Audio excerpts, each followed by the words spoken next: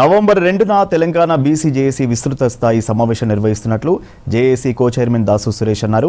స్థానిక సంస్థల్లో బీసీలకు 42% రిజర్వేషన్లతో పాటు చట్టసభల్లో రిజర్వేషన్ల సాధన కోసం సమావేశం ఏర్పాటు చేస్తున్నామని తెలిపారు. 42% బీసీ రిజర్వేషన్ల ప్రైవేటు బిల్లును రాహుల్ గాంధీ పార్లమెంట్లో ప్రవేశపెట్టాలని డిమాండ్ చేశారు. అన్ని రాజకీయ పార్టీలు ఈ బిల్లును ఆమోదించాలని విజ్ఞప్తి చేశారు. ఈ సమావేశంలో BC JAC chairman, Rajya Sabha R Krishnaiah, working chairman Jajula Srinivas గౌడ్లు పాల్గొంటారని తెలిపారు.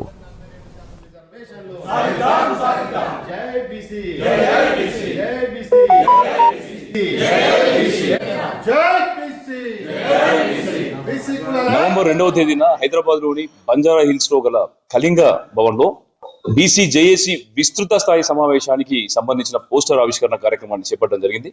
రాబోయే రోజుల్లో బీసీ జేఏసీ నిర్వహించ తలపెట్టినటువంటి కార్యక్రమాలను ప్రజల్లోకి, నాయకుల్లోకి విస్తృతంగా తీసుకెళ్లడానికి ఈ కార్యక్రమాన్ని ఏర్పాటు చేస్తున్నాం. ఈ కార్యక్రమానికి ప్రధానమైనటువంటి పార్టీల నుండి, అదే రకంగా బీసీ సామాజిక వర్గాల నుండి, అన్ని బీసీ కులాల నుండి బీసీల రాజ్యాధికారం కోసం, బీసీలకు 42% రిజర్వేషన్ల సాధన కోసం పనిచేస్తున్నటువంటి ప్రతి ఒక్క నాయకుని కూడా మేము సాధారణంగా ఆహ్వానిస్తున్నాం. దీంతో పాటు న్యాయ వ్యవస్థలో నిష్ణాతులైనటువంటి వ్యక్తులను, అదే రకంగా అడ్మినిస్ట్రేటివ్ వ్యవస్థలో నిష్ణాతులైనటువంటి వ్యక్తులను, ప్రొఫెసర్లను, మేధావులను, విద్యార్థి నాయకులను, కుల సంఘాల నాయకులను, కార్మిక, కర్షక నాయకులను ఈ కార్యక్రమానికి మేము సాధారణంగా ఆహ్వానిస్తున్నాం. ఎందుకంటే రాబోయేటటువంటి రోజుల్లో బీసీ జేఏసీ ముందున్నటువంటి ప్రధానమైనటువంటి లక్ష్యాలు 42% రిజర్వేషన్లను స్థానిక సంస్థల ఎన్నికలలో బీసీలకు కల్పించడం, అదేవిధంగా చట్టసభల్లో కూడా బీసీలకు రిజర్వేషన్ కల్పించేటటువంటి అంశం మీద ఒక బృహత్తరమైనటువంటి కార్యాచరణను మేము నిర్వహించబోతున్నాం.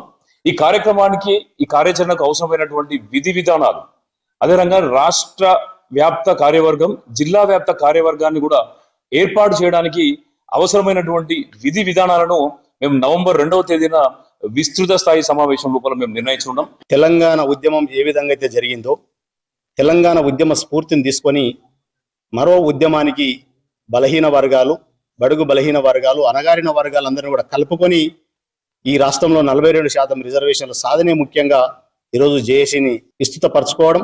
ఎందుకంటే అగ్రకులాల్లో అనుకూలంగా బీసీ రిజర్వేషన్లకు అనుకూలంగా వచ్చిన కూడా కలుపుకపోయడానికి ఈరోజు బీసీ జేఏసీ ముందుకు వస్తున్నది. కాబట్టి ఏదైతే రైతు చట్టాల కోసం రైతులు ఏ విధంగా అయితే ఢిల్లీలో ప్రదర్శనలు జరిపారో ఆ విధంగానే ఈరోజు తెలంగాణలో బీసీ ఉద్యమం కొనసాగుతున్నది. కాబట్టి ఒక సంఘం ఇంకొక సంఘం అని కాకుండా ఈ రాష్ట్రంలో ఉన్నటువంటి సంఘాలన్నిటిని కూడా కలుపుకొని, మరి అదే విధంగా వివిధ యూనివర్సిటీలో ఉన్నటువంటి ప్రొఫెసర్లను వేదికగా అందరికి తీసుకొచ్చి, ఒక వేదిక మీకు తీసుకొచ్చి తెలంగాణ ఉద్యమ స్ఫూర్తి విధంగా ఈరోజు బీసీ జేఏసీ కొనసాగుతుంది.